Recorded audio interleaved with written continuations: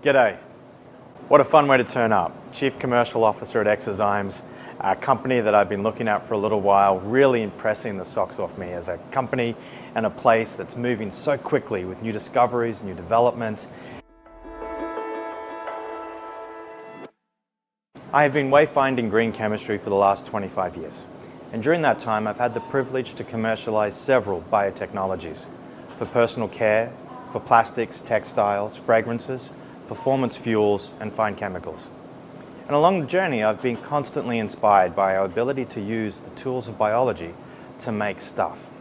However, I have to acknowledge the challenges of doing so economically. I think if we're honest about our industry, we would say the scorecard has been one of lots of learning and lots of progress, but limited commercial success at industrial scale.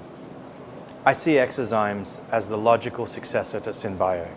And I base that reflecting back on the journey I know I've been involved in.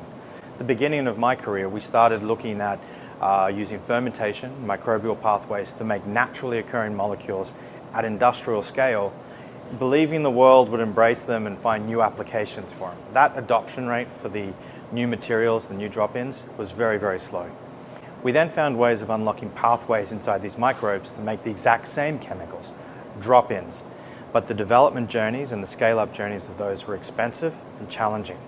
Then along came a bunch of DNA tools trying to accelerate the speed and pace of innovation.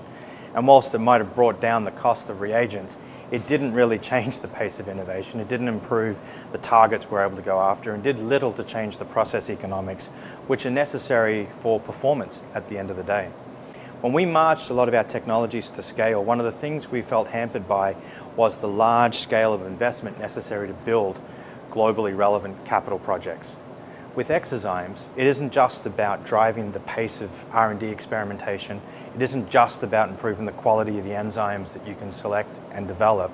It's also about operating free of the constraints of the microbe, being able to operate at really high concentrations, being able to build smaller plants that are still commercially and globally relevant. That bringing down of the CapEx profile brings down your project investment risk. It brings in investors that were previously shied away from these first-of-a-kind projects. The more projects we deploy at commercial scale, because this risk is lower, the more successes we'll see, the more payback we'll see, the more growth in the industry we'll see, and that's what we want. Impact comes from commercial deployment. This company, in its world of AI-driven learning, has been able to move very, very quickly through the development of pathways, the development of tools. I think that sets themselves up to be a strong partner for companies who are looking at products that perhaps haven't been served well. And as I think about the evolution of this SynBio space over the 25 years I know I've been kicking around, is this really feels like an exciting new chapter for us to be moving into.